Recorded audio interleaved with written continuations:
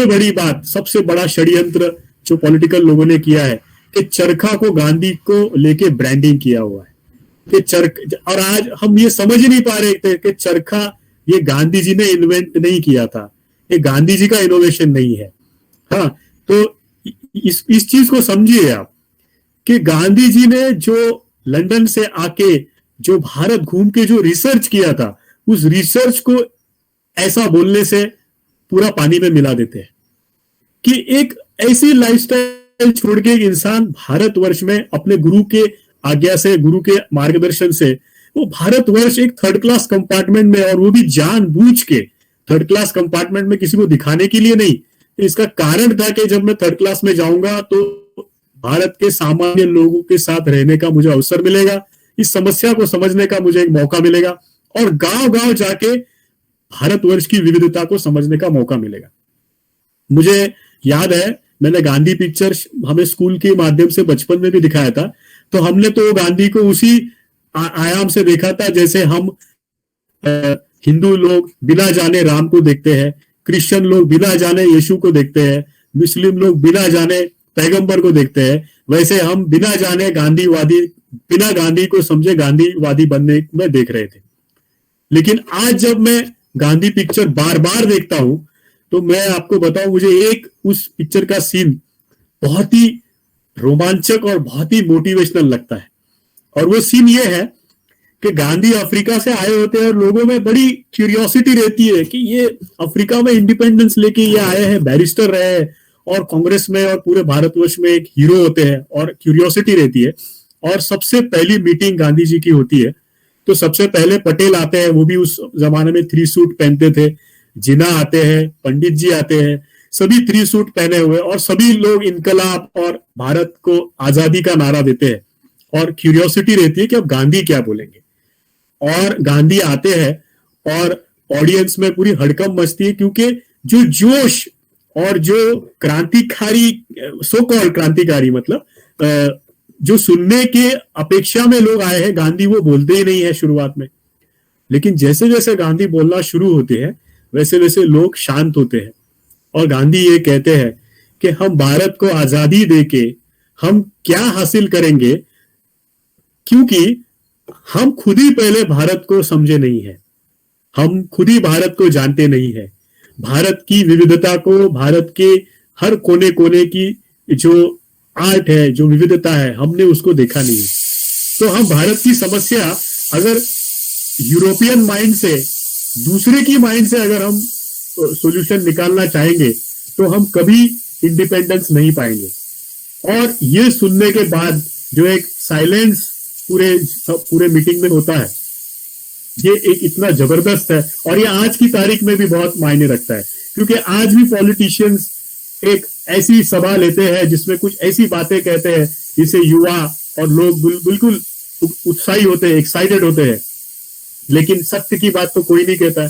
सत्य की बात तो गांधी जैसा व्यक्ति ही कह सकता है, जो सत्य को खुद में एक एक्सपेरिमेंट करके उससे जो निकलता है वो लोगों के सामने बात कहता है, और वो खुद की बात रखता है, वो किताब में पढ़ी हुई, वो बाहर की बातें नहीं कहता है, वो खुद की बात कहता है। तो मुझे ऐसे लगता है कि आज की जो एनवायरमेंटल सिचुएशन है, आज की जो इकोनॉमिक सिचुएशन है, जिसमें कोई भी पार्टी आए, कोई भी पार्टी, आज वो यही बात कहती है कि जीडीपी कम हो गया है, फलाना गवर्नमेंट आ गई तो जीडीपी कम हो गया है, लेकिन आज कोई भी दिल पे हाथ रख के ये नहीं कह रहा है कि ये जीडीपी मॉडल ही मूलतः भारत में, या मैं तो कहूंगा पूरी दुनिया में, ये पूरा जीडीपी मॉडल ही पूरा गलत फाउंडेशन पे है। जहां जीडीपी बढ़ता है वहां गांव की युवा व्यवस्था कम हो जाती है। जहां जीडीपी बढ़ता है, मैं कोकण की बात कहूं, जहां बंबई का जीडीपी बढ़ा तो वहां कोकण के युवा गांव छोड़ने लग गए। तो ये जो है, ये सब जगह है, पूरी जगह पे, कि जहां शहर बढ़े वहां की जीडीपी बढ़ाई तो वहां पे गांवों की युवा पीढ़ी जो है, गांव के लोग कम हो गए। तो हमें, मुझे लगता है गांधी जी को सही मायने में गांधी जी की ग्राम स्वराज की इकोनॉमिक्स को समझना पड़ेगा कि वो क्या, इसके पीछे की क्या इकोनॉमिक्स कहना चाहते थे। लोकलाइजेशन मूवमेंट जो मुझे लगता है कि स्थानिक बाजार स्थानिक कला, स्थानिक कारीगरी, इसको महत्व ज्यादा दे। ये जो बात गांधी जी कहते थे वो आज की तारीख में बहुत अहमियत रखती है, इकोनॉमिकल अगर आप बात करें तो, और इवन एनवायरमेंट इशू को लेकर अगर हम बात करें तो। फिर हम बात करते हैं ग्राम, हम स्वराज से लेके हम बात करते हैं शिक्षा की। तो देखिए हम गांधी जी को शिक्षा के मायने में भी अगर देखा जाए तो नई तालीम, ये शिक्षा के ऊपर जो विचार गांधी जी ने रखे वो भी इसी आधार पे थे, वो भी ग्राम स्वराज के आधार पे थे और वो भी ग्रामोद्योग के आधार पे थे।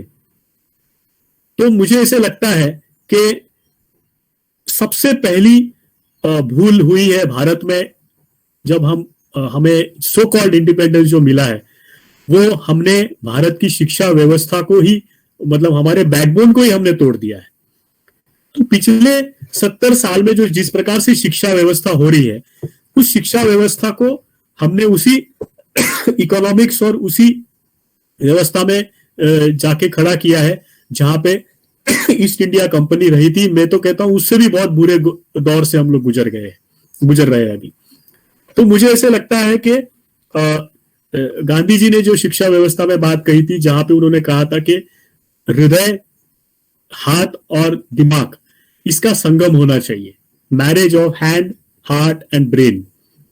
तो ये जो गांधी जी कहते थे कि भारत का असली भारत जो आपको देखना है, वो अगर आपको देखना है तो आपको गांव में आना चाहिए। गांव की शिक्षा, गांव की परंपरा को लेके नई तालीम नाम की शिक्षा व्यवस्था को उन्होंने हमारे सामने रखा। क्यों आज ये शिक्षा व्यवस्था हमारी शिक्षा पॉलिसी में पेनिट्रेट नहीं कर पाए? तो इसका बहुत बहुत नजदीकी संबंध है हमारी इकोनॉमिकल व्यवस्था से और हमारी पॉलिटिकल व्यवस्था से। हमारी पॉलिटिकल व्यवस्था जो है, वो जो आज बड़े बड़े सो कॉल्ड देश है, रशिया और अमेरिका, तो हमारी पॉलिटिकल व्यवस्था उस देशों को देख के प्रभावी हो रही है और हम सुपर पावर का नारा दे रहे हैं। हम सुपर पावर बनना चाहते हैं और वो सुपर पावर बनने के चक्कर में हम हमारी शिक्षा व्यवस्था, हमारी इकोनॉमिकल व्यवस्था और हमारी पूरी एडमिनिस्ट्रेशन, सिविक सेंस, हम सभी उस देश की तरह कॉपी करने में लगे हुए हैं। और इसलिए हम स्वराज को कतई समझने नहीं पाएंगे अगर हम इस प्रकार से दूसरे देशों को लेके हम कॉपी करना चाहेंगे। तो मैं आपको बताऊं, पिछले 14 साल में हमारे यहाँ पे Sweden, Germany, France, Australia, Spain, ऐसे अनेक देशों से बच्चे आए और मुझे हैरानी होती थी देखते हुए कि ये बच्चे अगर यहाँ आते थे तो देखने के लिए उनको क्या था, तो उनको ताज देखना था, और समझने के लिए उनको क्या था, तो उनको गांधी समझना था। आप सोचिए 24 से 30 साल या 20 से 30 साल की एज के बच्चे गांधी को समझने के लिए भारत में आते हैं। तो ये बात हमको समझनी होगी कि ऐसा क्या है कि इस पूरी दुनिया में 2022 अभी चल रहा है, 2021 चल रहा है, और 2021 में आज इतने साल गांधी जी गुजर गए, लेकिन आज भी युवाओं के, जो हमारे देश के भी नहीं है, वो इनको समझने का प्रयास में भारत आते हैं। तो ये थोड़ा समझना पड़ेगा, ये क्यों। तो हमने थोड़ा जानने का प्रयास किया तो समझ में आया कि ये जिस देशों से आते हैं वहां ये डेवलपमेंट, सो कॉल्ड डेवलपमेंट जो हम कहते हैं, वो ऐसी चरम सीमा पे पहुंचा है कि अभी उसके आगे वहां डेड एंड है। वहां आने के बाद वो पाने से ज्यादा खोए हैं, अपनों को खोए हैं। हमने जब एक एनालिसिस किया और देखा कि हमारे यहाँ जो भारतवर्ष के बाहर से बच्चे आते हैं, वो 99% बच्चे जो थे, ये सभी बच्चों के माता पिता अलग हो चुके हैं, ये डिवोर्स है, ये अलग अलग रहते हैं, और ये अलग अलग रहने के बाद ये पूरे कंज्यूमरिज्म में फंसे हुए हैं।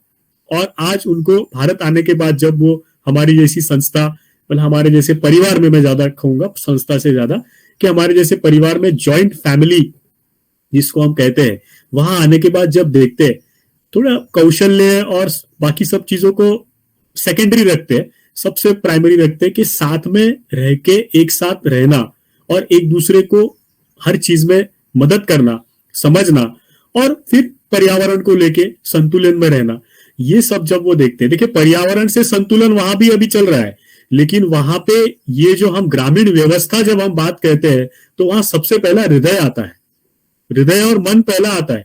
आज क्या हो रहा है कि हम ग्रामीण व्यवस्था बोलते हैं तो शहर के लोग आते हैं तो हम गोपालन की बात करते हैं, हम कुछ नेचुरल प्रोडक्ट्स की बात करते हैं, हम एनिमल राइट्स की बात करते हैं लेकिन इंसान से इंसान जोड़ने की बात नहीं करते, पति पत्नी साथ रहने की बात नहीं कहते, भाई भाई साथ रहने की बात नहीं कहते।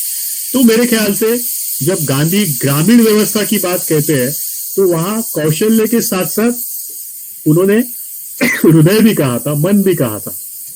तो ये हृदय और मन जो है ये आज उन देशों में बहुत ही बुरी तरीके से मिसिंग है। ये जो बाहर के जो बच्चे आते हैं ये फील करते हैं, और मैं आपको बताऊं सुभाष भाई, जब बच्चे ये बाहर के देशों से जब जाते हैं इनके आंखों में पानी होता है, ये आते हैं हंसते हुए जाते हैं रोते हुए, ये रोना होता है, ये एक तरीके से खुशी के आंसू भी होते हैं, और अब हम हमारे देश जा रहे हैं, अब हम भारत का देश घर छोड़ के जा रहे हैं, ये उनमें एक फीलिंग भी होती है, इमोशनल फीलिंग भी होती है। एक उदाहरण मैं आपको दूं, हमारे यहाँ एक स्वीडन से बच्चा आया था, अभी हम उसको प्यार से स्वीडिश गांधी कहते हैं, स्वीडन गांधी। जब वो आया था तो एक अकेला रहता था और अकेले ही पढ़ता था, अकेले ही खाता था, थोड़ी देर बात करता था, फिर उसको पसंद नहीं आता था तो वो बोलता था मेरी अपनी एक स्पेस है। तो ऐसी शुरुआत में आया तो मेरी उसके चर्चा होती थी, तो मैं उसको सैटेलाइट पे दिखाता था वो ज्योग्राफी का कि भाई पूरा स्पेस में जो पृथ्वी है वो तो बिल्कुल एक रवे के दाने की तरह है, छोटे से, और ये रवे का जो दाना है इसके ऊपर हम लोग हैं, हमारे देश है, हमारा गांव है, हम है, तो अपनी स्पेस कहाँ हो गई यहाँ? तो अपनी तो स्पेस है नहीं, एक व्यक्ति की तो स्पेस है नहीं यहाँ कहीं। तो ऐसे करते करते फिर उसको समझ में आया, महीना 2 महीना 6 महीना रहा वो लड़का, अभी वो अपने देश वापस गया, वो एंथ्रोपोलॉजी पढ़ रहा था, उसने छोड़ दी वो एकेडमिक पढ़ाई, वो अपने पुश्तैनी जंगल में गया, उसने अपने उसकी जो गर्लफ्रेंड थी उसके साथ उसने अपना लाइफ पार्टनर बना के वो रह रहा है, उसको भी 2 बच्चे हैं, और वो वहां पे गांधी जी की शिक्षा, गांधी जी के विचारों को वो अपने जीवन शैली से वो आगे बढ़ा रहा है। मैं नहीं कहूंगा कि वो गांधी जी की किताब को लेके कोई सेशन लेता है या पढ़ाई करता है, वो अपने जीवन से गांधी जी के जो विचार थे वो उसको आगे बढ़ा रहा है वहां पे। ऐसे बहुत लोग आए हम लोग प्रयास करते हैं कि हम और गांधी जी को इसमें समझे, लेकिन मैं बताऊं आपको कि हर परत पे एक नई शिक्षा मिलती है गांधी जी को समझने में। हमारे यहाँ एक जवान लड़का था जो लॉ कर रहा था, तो उसके माध्यम से हम गांधी जी को एज अ लॉयर समझने का प्रयास किया। तो हमारे मित्र है प्रभात भाई, तो उन्होंने एक किताब भेजी, लॉ एंड द लॉयर्स, वो तो हमारे लिए बिल्कुल लॉ की बाइबल हो गई। तो मैं तो कहूंगा कि भारत सरकार को हर लॉ कॉलेज में law and the lawyers compulsory पहले साल में ही करना चाहिए। मेरे पास कल ही एक जवान लड़की आई थी 22-23 साल की, बंबई में लॉ करना चाहती है। लॉ क्यों करना, क्या करेगी लॉ करके? क्रिमिनल लॉयर करूंगी। क्रिमिनल लॉयर क्यों करना है? मेरी पर्सनैलिटी डेवलप होगी। फिर क्या करोगी? फिर मैं यूपीएससी करूंगी। लेकिन हर चीज के पीछे, क्यों के पीछे उसके पास कोई स्पष्टता नहीं है। तो लॉ क्यों करना है? लॉ और लॉयर और डॉक्टर, इन दोनों में कोई ज्यादा अंतर नहीं है। किसी व्यक्ति की जिंदगी को उजाड़ना और किसी की जिंदगी बसाना, ये डॉक्टर भी कर सकता है, लॉयर भी कर सकता है अगर चाहे तो ये दोनों सामाजिक है, प्रोफेशन है वो ठीक है, लेकिन वो सामाजिक है। और वो सामाजिकता क्या है, ये हम the law and the lawyers में गांधी जी के खुद के अनुभव से हम उसको समझेंगे। तो इस प्रकार से मैंने गांधी जी को समझा, और स्वराज को हमारे इस छोटे से गांव में करने का प्रयास जारी है।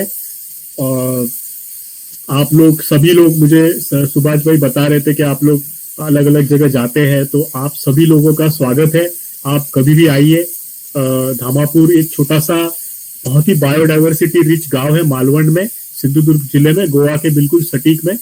और यहाँ पे इन सभी विचारों के ऊपर बहुत ही अच्छी तरीके से काम होता है। आपको ये अनुभव करने यहाँ मिलेगा।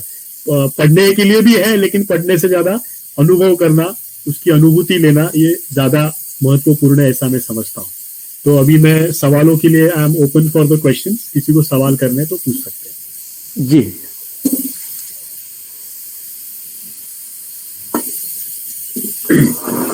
परवेज हाँ, नमस्कार सर। नमस्कार।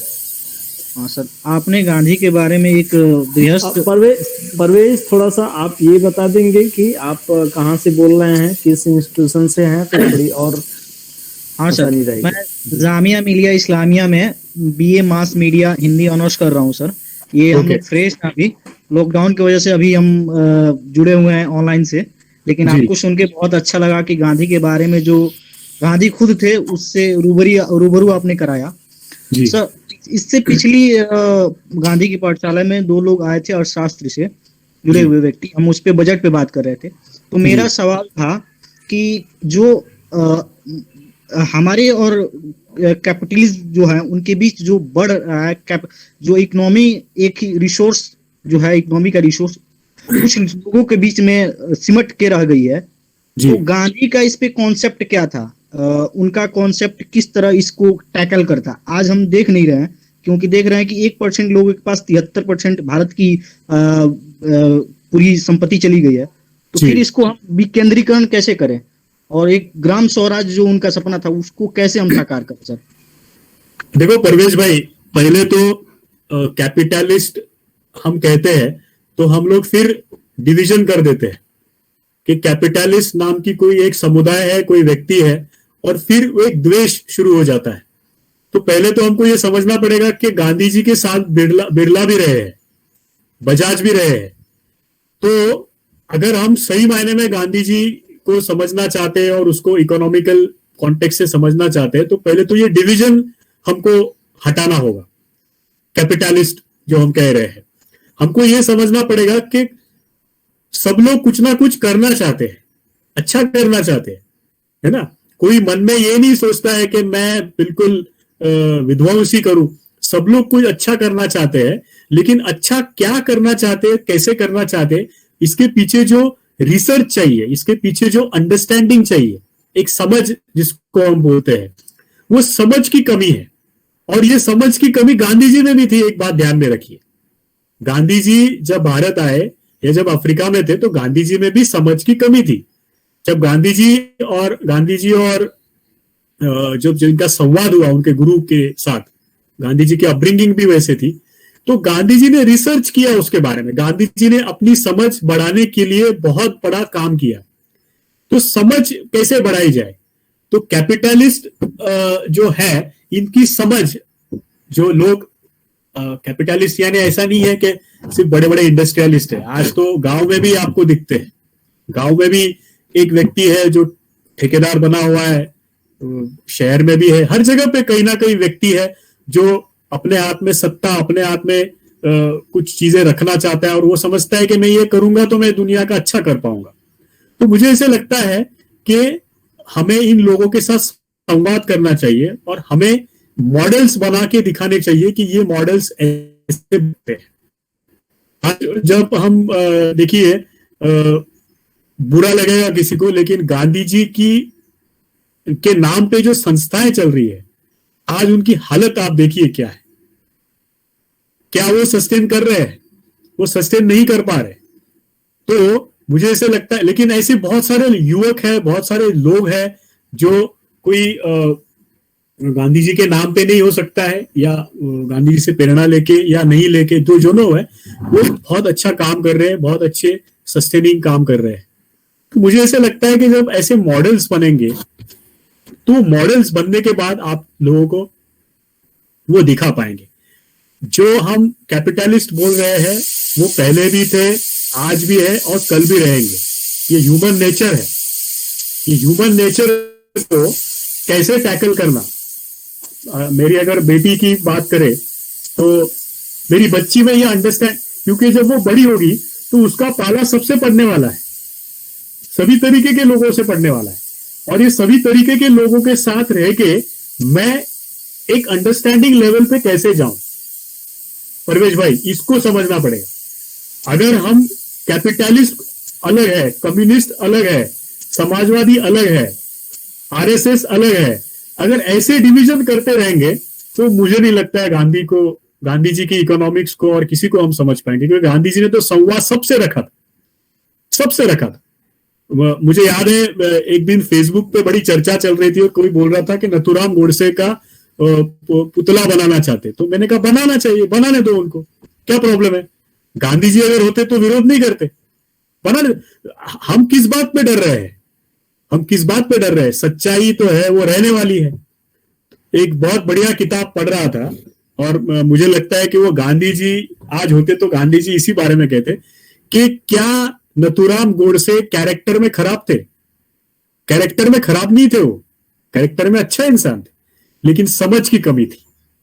वो समझ की कमी थी, नेशनलिज्म दिमाग में घुस गया था, और वो इसके कारण तो मैं नथुराम गोडसे की देशभक्ति पे सवाल नहीं उठाऊंगा, मैं नथुराम गोडसे की अंडरस्टैंडिंग पे सवाल उठाऊंगा कि दुनिया को फ्रीडम देने वाला इंसान, जो एक बुजुर्ग है, जो पूरी दुनिया के मानव जाति को अपलिफ्ट करने के जा रहा था, ऐसे इंसान को आपने मार दिया। और आज मुझे मन में ऐसा लगता है कि नथुराम गोडसे आज जिंदा होते तो पछताते कि मैंने क्यों मारा गांधी जी को, पछताते। तो मुझे ऐसा लगता है परवेश भाई कि ये जो डिवीजन ऑफ जो है ना, ये इसको हमको थोड़ा समझना पड़ेगा कि इसको नहीं करना है। गांधी जी ने संवाद हर एक से साधा था, सुभाष भाई ज्यादा बता पाएंगे इसके बारे में। गांधी जी हर एक से संवाद साधते थे, वो किसी चीज में डिवीजन नहीं करते थे।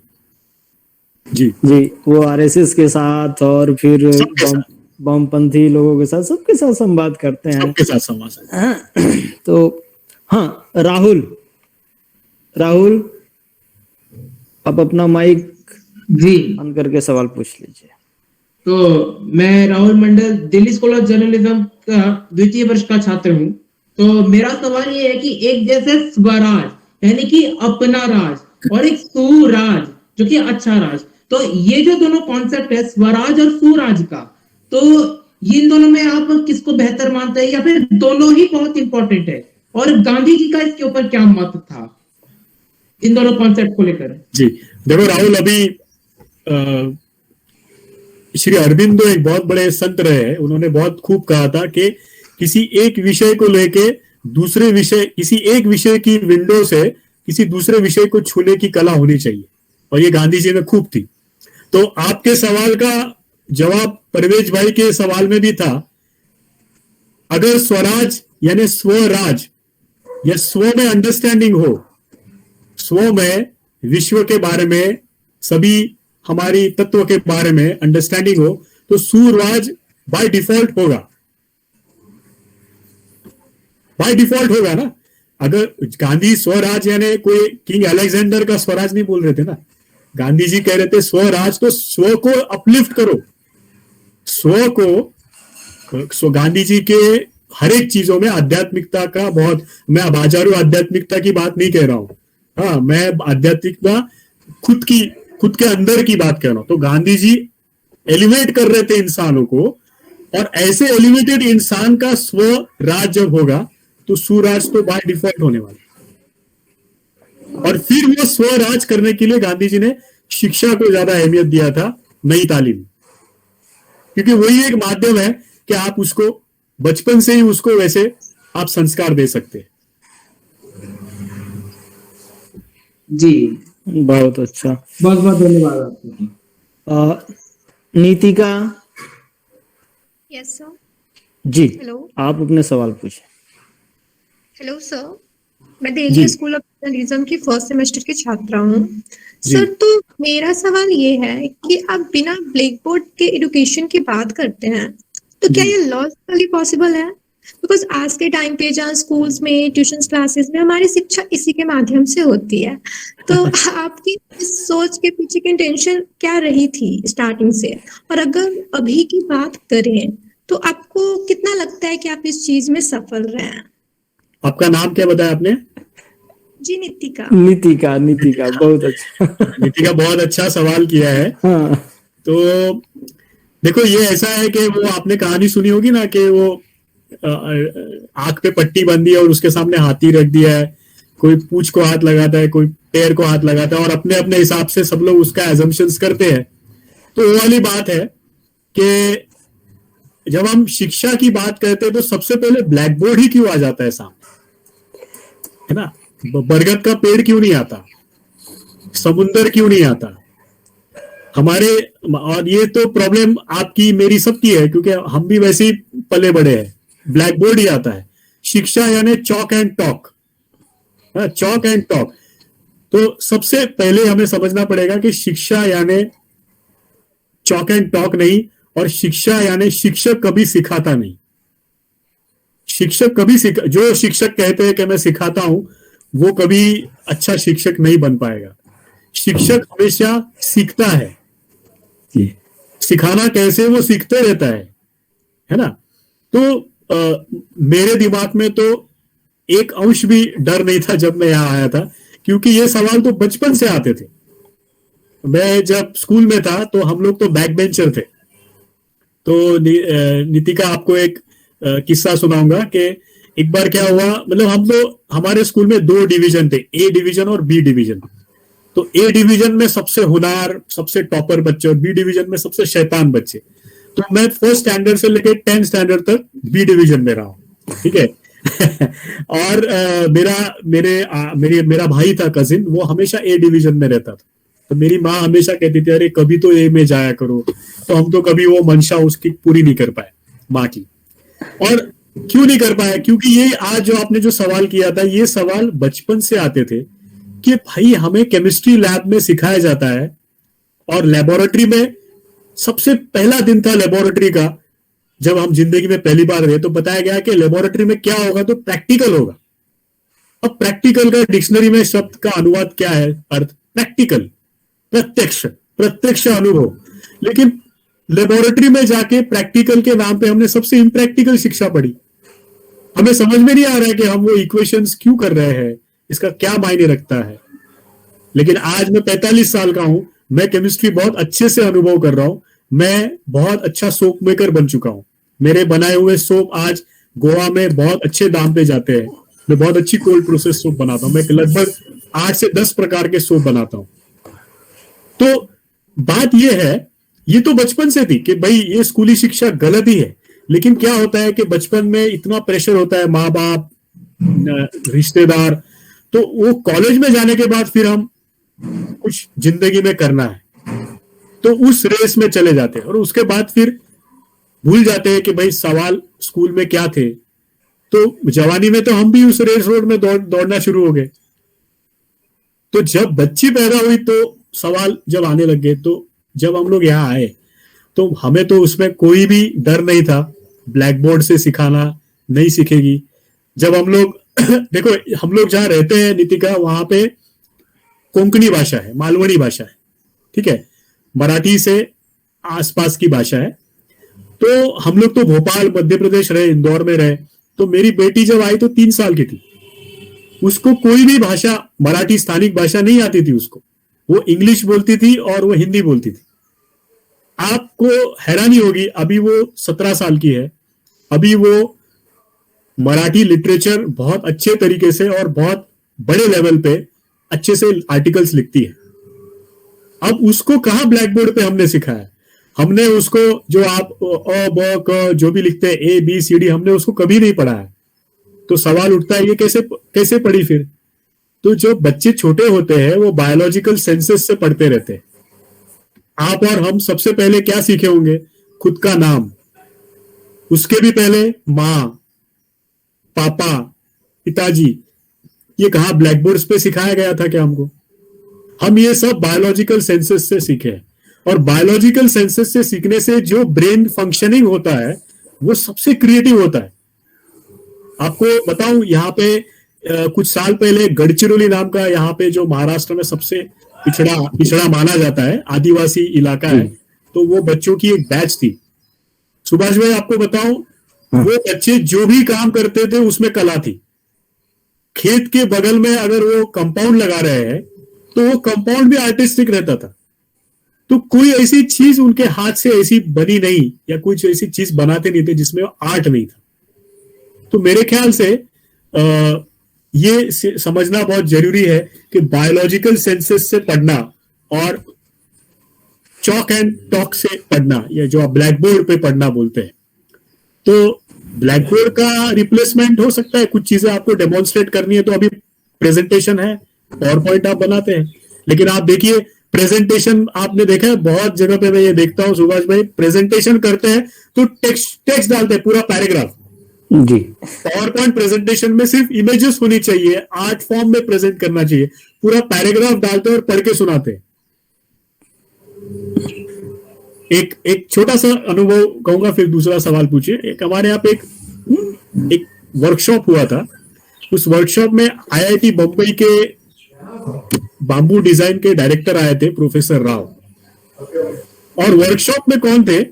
गांव के जो किसान हैं, जो कारीगर है वो, और स्कूल के प्रिंसिपल, गणित और विज्ञान के शिक्षक, और उसमें मेरी बेटी भी थी, 4-5 साल की थी। एक बहुत बड़ा मजेदार किस्सा सुनाता हूं। एक वर्कशॉप हुआ और उसके बाद उन्होंने सभी लोगों को एक पेपर दिया, उसके ऊपर सर्कल बनाए थे, प्रिंट आउट किया था, सर्कल प्रिंट किए थे, ब्लैंक सर्कल, गोल गोल गोल गोल गोल पूरे प्रिंट किए थे, और सबको कह दिया आपके दिमाग में जो भी आए इस गोल के अंदर आपको ड्रॉ करना है। तो हैरान नहीं होगी, वो जो स्कूल के प्रिंसिपल थे और जो सब्जेक्ट टीचर्स थे, वो 2 सर्कल के आगे बढ़ ही नहीं पा रहे थे। किसी ने, और एक कॉमन चीज है सूर्य बनाना, सूर्य बना दिया, किसी ने स्माइलिंग फेस बनाया, उसके आगे दिमाग में आ ही नहीं रहा था कि और क्या बनाया जाए। कारीगर, किसान, और एक पेपर, वो कुछ कुछ ड्रॉ कर रहे हैं, कोई रोटी बना रहा है, कोई क्या बना रहा है, कोई क्या बना रहा है। मेरी बेटी छोटी थी, उसने एक सर्कल खाली रखा था, ऐसे ब्लैंक रखा था। तो उसके बगल में प्रिंसिपल मैडम बैठी थी, बोली बेटा वो 15 मिनट हो गए, अभी टाइम खत्म हो गया, वो एक सर्कल तुम्हारा ब्लैंक रहा है। तो मेरी बेटी ने कहा मैडम वो ना फुल मून है, पूरा चांद है। आप समझे? वो पूरा सर्कल ब्लैंक रखा था, बोले वो पूरा चांद है, उसको कुछ नहीं करना, ऐसे ही रखना है। ये विजुअलाइजेशन जो है ये चॉक एंड टॉक से पूरा खत्म हो गया है, पूरा खत्म हो गया। हमें ज्यादा से ज्यादा सेंसेस को बढ़ाना है, नाक, कान, आंख, ये सभी चीजों से आप बगाड़ देते हैं। नीतिका, आप कहां से हो? नीतिका, किस इलाके से हो आप? सर मैं बिहार से हूँ। आप बिहार से हो। परवेज भाई शायद दिल्ली से है, और भी कोई यूपी से होगा, मैं कोंकण से हूँ। आप देखिए आप, और वैसे मैं अभी दिल्ली में ही हूँ, लेकिन वैसे मेरा बैकग्राउंड बंगाल का है। तो बंगाल के हैं। आप देखिए बगार लगाने के कितने तरीके हैं, बगार लगाते हैं ना, बगार लगाने के कितने तरीके हैं, और बगार को सूंघना और उससे केमिकल एनालिसिस करना, कभी सोचा है इसके बारे में? ये करते हैं गांव की महिलाएं, तो बगार लगाती है और उनको समझ में आता है। तो बगार के कितने तरीके हैं और उसके पीछे कितने साइंस है। अब ये आप सिर्फ किताब में या ब्लैक बोर्ड पे करना चाहेंगे तो कितना सीखेंगे, क्या सीखेंगे आप? जी हाँ सर, एक सवाल पूछना चाहता नितिका, हूं। हमारे यहाँ, अच्छा कमल इसके बाद पूछ लीजिएगा। अच्छा, मैं नाम ले लूंगा आपका, मैं लिख लेता हूँ। नितिका, हमारे यहाँ जब इंजीनियरिंग नहीं थी तब भी हल बनते थे और खेती होती थी, पैदावार होती थी। उसके बाद इंजीनियरिंग आई तो ट्रैक्टर बनने लगे, उसके हल बनने लगे तरह तरह के। तो पहले के लोग तो पढ़े लिखे नहीं थे, उनको तो ब्लैक बोर्ड और उसकी कोई जरूरत ही नहीं थी। तमाम ऐसी कलाएं हैं।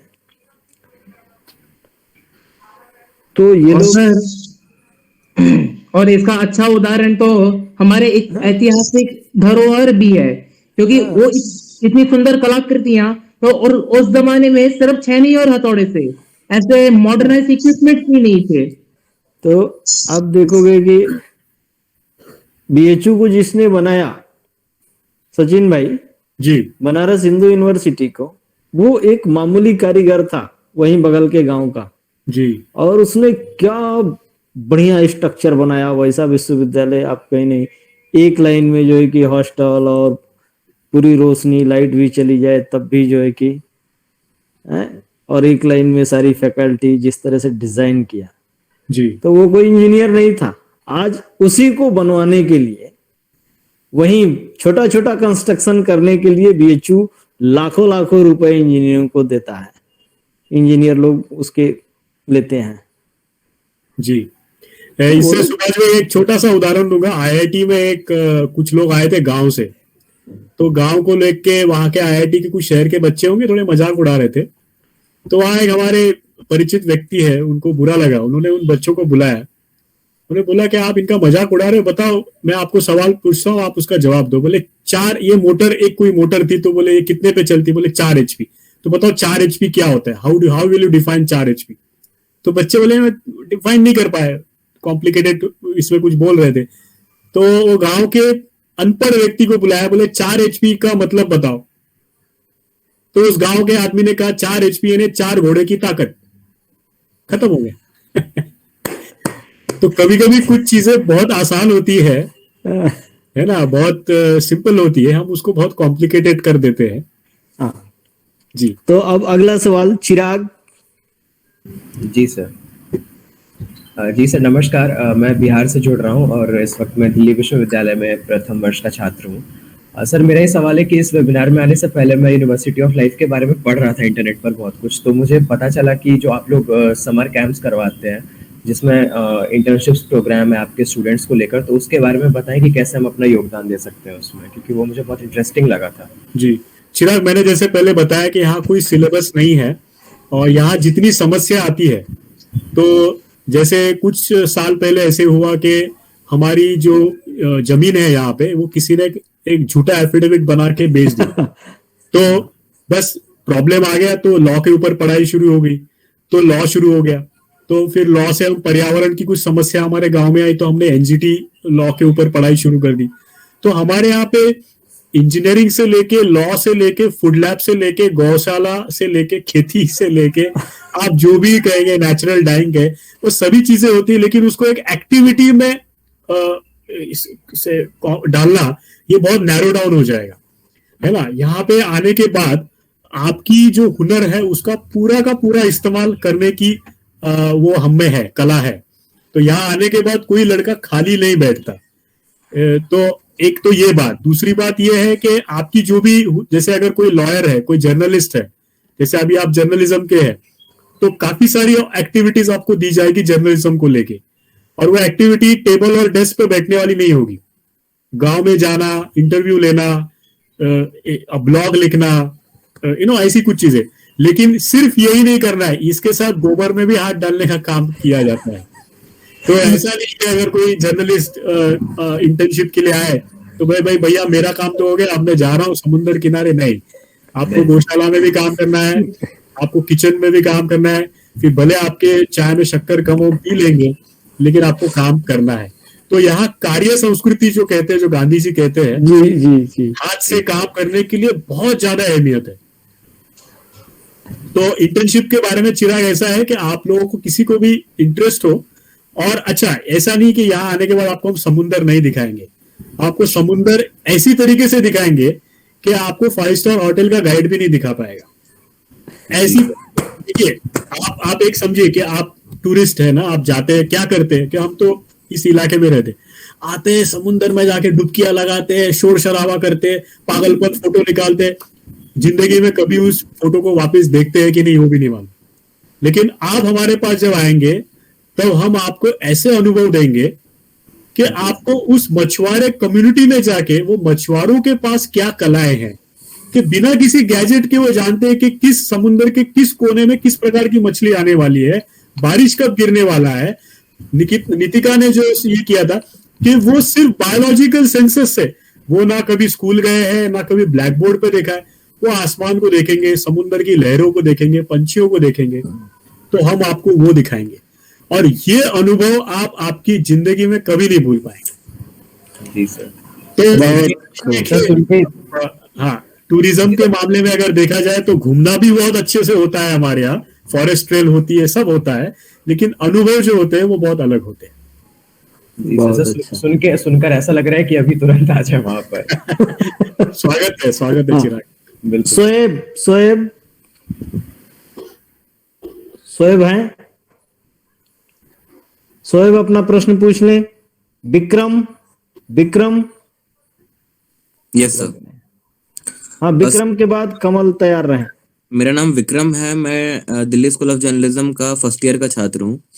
मेरा ये सवाल है कि जब हम ऐसे इंस्टीट्यूशंस की बात करते हैं, जैसे कि आपका इंस्टीट्यूशन है यूनिवर्सिटी ऑफ लाइफ, तो इसमें काम करने के लिए और एटलीस्ट जो भरण पोषण है वो करने के लिए एक इकोनॉमिकल स्टेबिलिटी की जरूरत होती है, तो वो कैसे आप ऑर्गेनाइज कर रहे हैं? या विक्रम, थैंक्स, बहुत अच्छा सवाल है ये। और ये सवाल एक्चुअली मुझे बहुत सारे जब हम एजुकेशनल वर्कशॉप्स सेमिनार्स में जाता हूं तो बहुत सारे प्रिंसिपल्स और यूनिवर्सिटी के प्रोफेसर्स पूछते हैं ये सवाल। तो एक किस्सा सुनाऊंगा। बॉम्बे यूनिवर्सिटी में एक सेमिनार हुआ था, नेशनल सेमिनार, और भारत के सभी यूनिवर्सिटी उसमें आई थी, सभी डायरेक्टर्स थे। आपने जो सवाल पूछा यही सवाल उन्होंने किया। तो मैंने उनको प्रति सवाल किया और मैंने उनको पहला सवाल पूछा कि आप मुझे पहले ये बताइए कि शिक्षा में सक्सेस का पैरामीटर क्या है। तो सभी डायरेक्टर्स ने ये कहा कि मार्कशीट, मतलब हमारे स्कूल में या कॉलेज की, यूनिवर्सिटीज की बात हो रही तो प्लेसमेंट की बात आई कि प्लेसमेंट अच्छा होता है और 100% रिजल्ट होता है वगैरह वगैरह। तो मैंने कहा भाई साहब आप बताइए, चलो एक यूनिवर्सिटी की बात करें, कितना बड़ा कैंपस है आपके पास? तो एकड़ों से बड़ा कैंपस है, बहुत बड़ा कैंपस है ना। अभी जैसे सुभाष भाई बता रहे थे कि डीयू जैसे वो बहुत अच्छे यूनिक आर्किटेक्चर भी है। बच्चे कितने हैं? 10,000, 20,000, लाख, 50,000 जो भी है। कितना समय है? तो चलो हम कैलकुलेट करते, कम से कम 180 दिन तो है, कम से कम किसी भी जगह जाओ तो 180 दिन मल्टीप्लाई बाय कितने स्टूडेंट्स हैं वो करिए, तो इतना ह्यूमन लेबर आपके पास अवेलेबल है। वो ह्यूमन लेबर लेके आपकी शाला में या यूनिवर्सिटी में आपके बैलेंस शीट में बताइए इनकम कहां से हुआ। तो इनकम जो है वो कहां से आता है? फंडिंग, ग्रांट्स या फीस के माध्यम से आता है। लेकिन उस छात्र की मेहनत से वहां पे कोई चीज की और वो समाज में काम आई, जिसका हमें मुबादला मिला, जिसका हमें कुछ ना कुछ पैसे मिले या जो भी मिला, और वो उस यूनिवर्सिटी की बैलेंस शीट में आता है, वो उसका सक्सेस पैरामीटर्स है।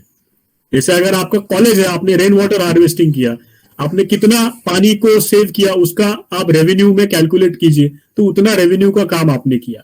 तो आपने विक्रम जो हमारे बारे में कहा वो हमने यहाँ करके दिखाया कि हमने यूनिवर्सिटी ऑफ लाइफ, स्यमंतक संस्था का नाम है, स्यमंतक, ये ट्रस्ट है, एक ट्रस्ट है, स्यमंतक।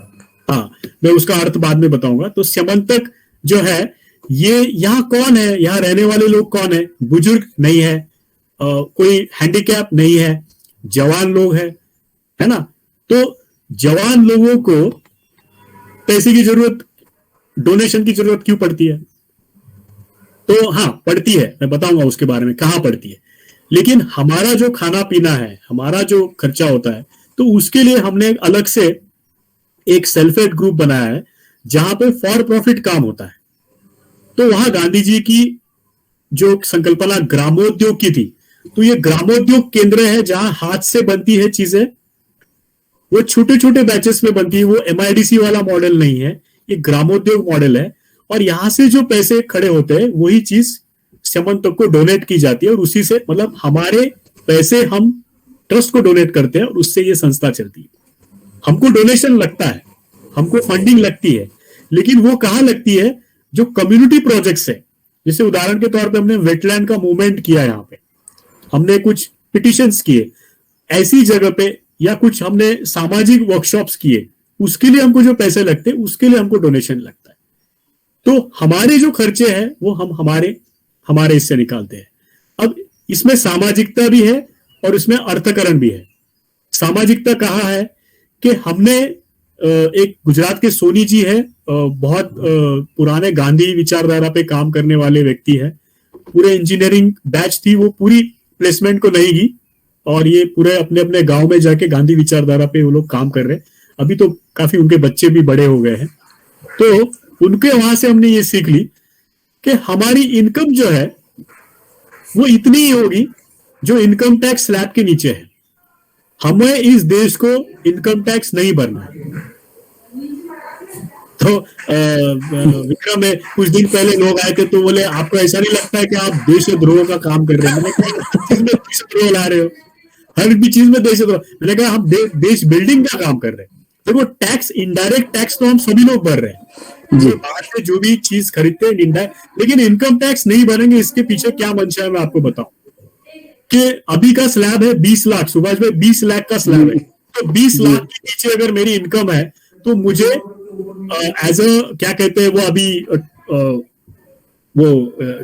क्या लाइसेंस लगता है वो बिजनेस का, मैं भूल गया, जीएसटी की जरूरत नहीं है, ठीक है, देना पड़ेगा बिना बिलो 20 लाख।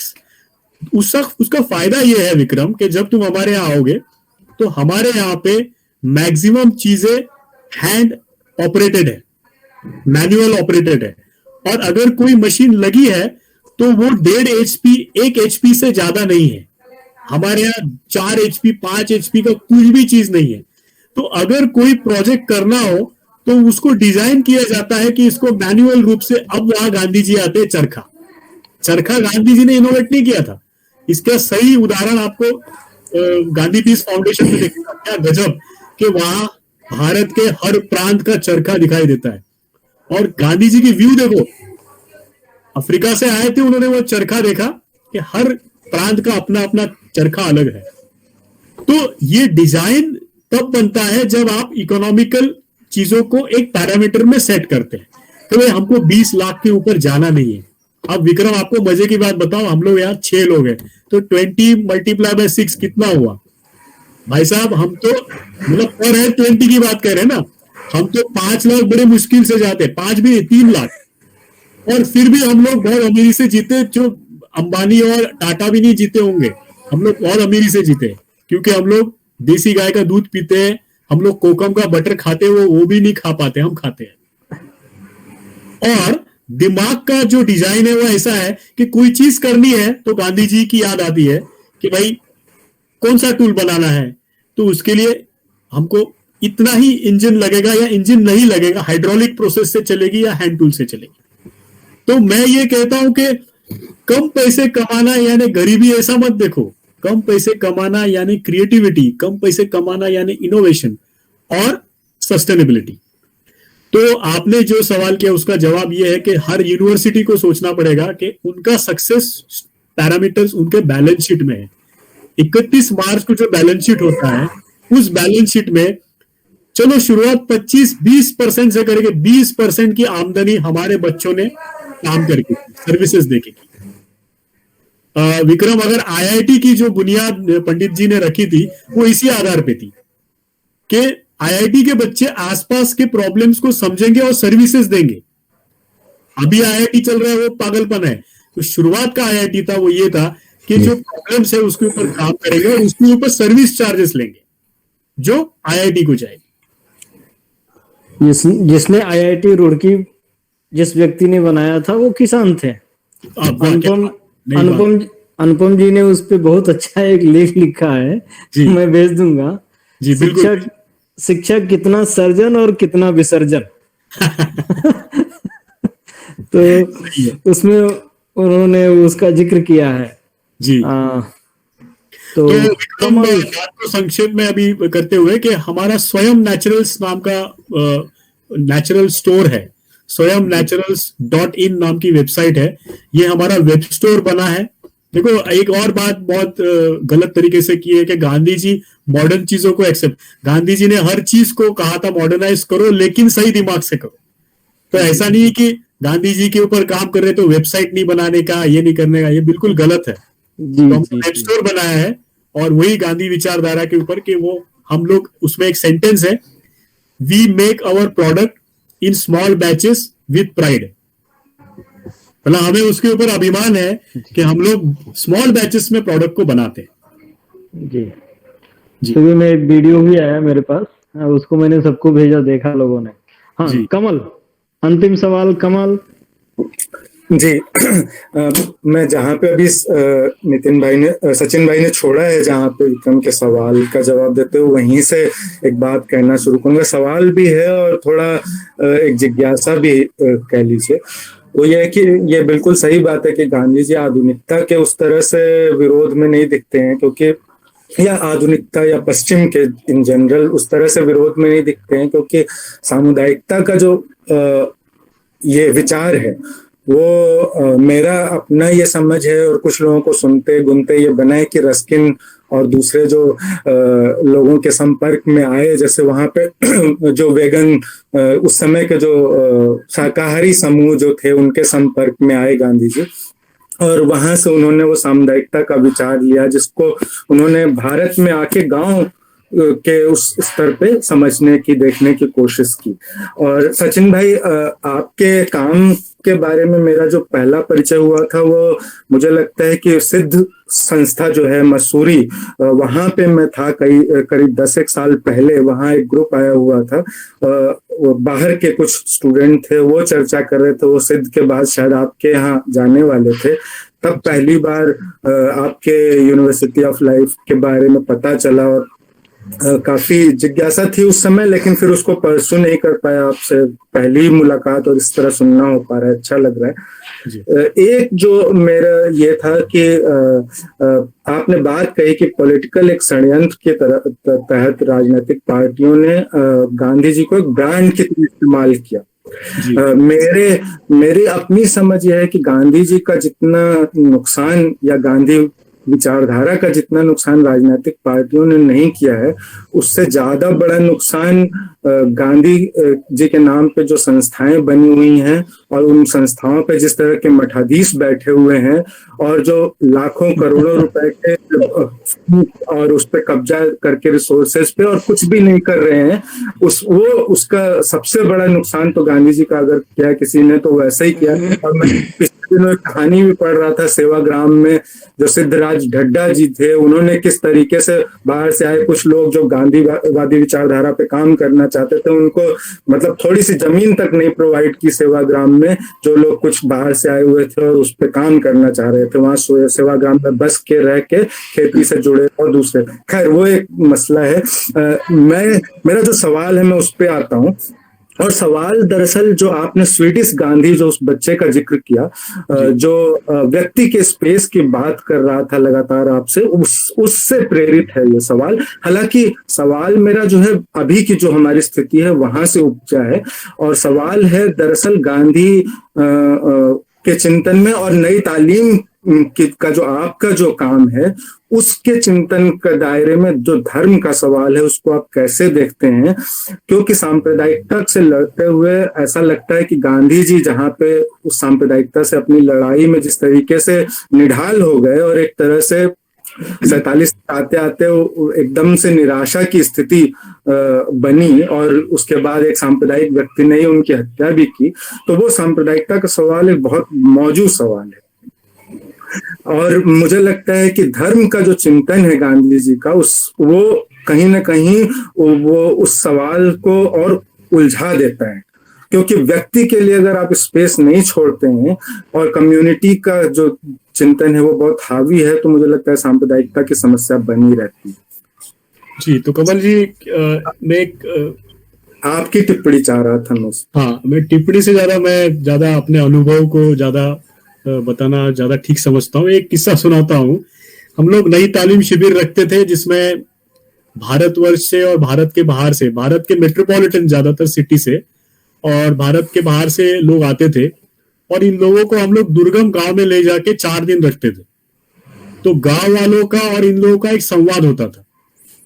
मुझे याद है एक नई तालीम शिविर रखा था हमारे समुद्री तट के गांव में, और गुरुजी रविंद्र शर्मा हमारे बहुत बड़े इंस्पिरेशन रहे हैं, अभी वो नहीं रहे इस दुनिया में। तो गुरुजी को हमने बुलाया था, और गुरुजी ये जो मेट्रोपॉलिटन सब बड़े बड़े लोग थे, बड़े अच्छी पोस्ट पे काम करने वाले, गुरुजी बातें बता रहे थे और सबको अच्छी लग रही थी। तो बीच में चाय का ब्रेक हुआ गुरुजी और हम लोग ऐसे ही टहलते टहलते गए, तो गुरुजी को मैंने 2 सवाल किए। पहला सवाल तो गुरुजी ने किया कि कैसा लग रहा है, कैसा लग रहा है, सबको अच्छा लग रहा है। मैंने कहा गुरुजी वो तो बोल रहे हैं आपको कल भी ना छोड़े, आप यहीं रहे। तो बोले सचिन इससे कुछ नहीं होगा, ये लोग सब अपने अपने घर जाएंगे, इस चीज को भुला देंगे और ये सिर्फ चर्चाएं करेंगे, ये कभी इसको जिएंगे नहीं। तो ये सब फिलॉसफी है, आध्यात्म नहीं है। तो इस बात से उन्होंने ये कहा कि फिलॉसफी यानी आप सिर्फ बातें करते रहो, लेकिन जब आप उस चीज को जीना शुरू करते हैं तब वो अध्यात्म होता है। तो ये एक बहुत बड़ी अच्छी बात की। दूसरी बात, धर्म क्या है? तो उन्होंने बहुत अच्छा कहा कि ये जो हिंदू मुस्लिम क्रिश्चियन ये हम लोग कह रहे हैं, ये धर्म नहीं है। धर्म क्या है? तो बेसिकली तुम्हें मुझे लोग अलग अलग नाम से जानते हैं, कोई बेटा, कोई भाई, कोई दोस्त, कोई विद्यार्थी, कोई जो भी है। तो ये जितने नाम से तुम्हें लोग जानते हैं, ये सभी तुम्हारे धर्म हुए। और इन धर्मों को ले जाने के लिए कुछ रास्ते हैं, इसलिए कोई गीता पढ़ता है, कोई कुरान पढ़ता है, कोई बाइबल पढ़ता है, कोई क्या करता है, कोई साइंस को देखता है।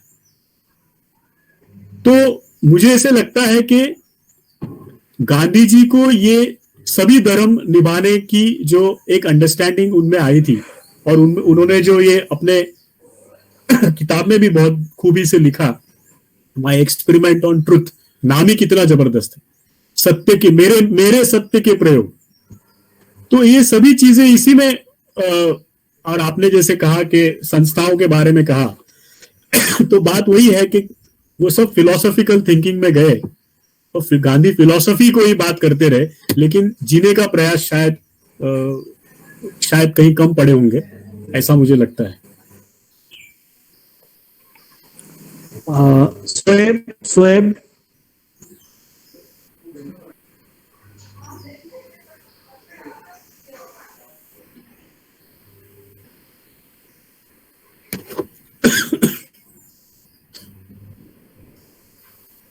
शोएब आपका माइक ऑफ है।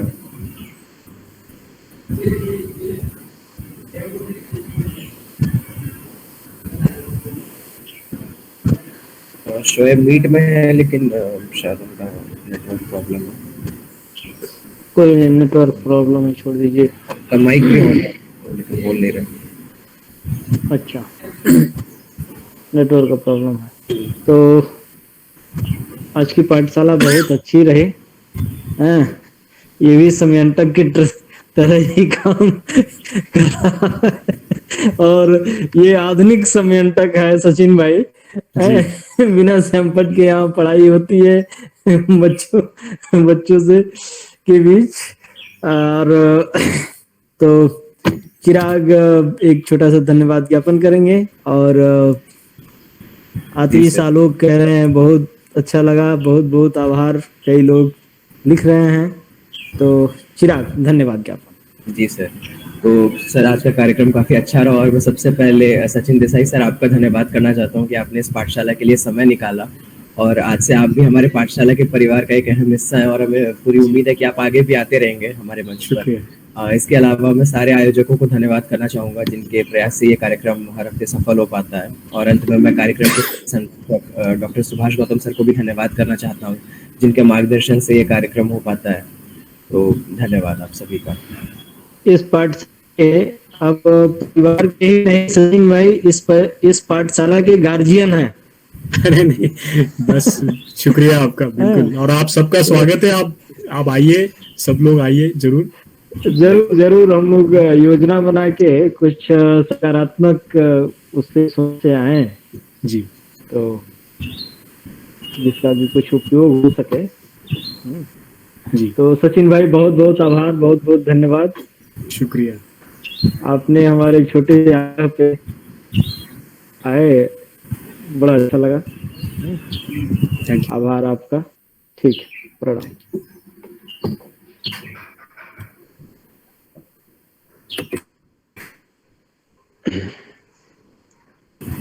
जी सर, आज का कार्यक्रम तो बहुत अच्छा रहा सर। बहुत अच्छा सेशन था। हाँ,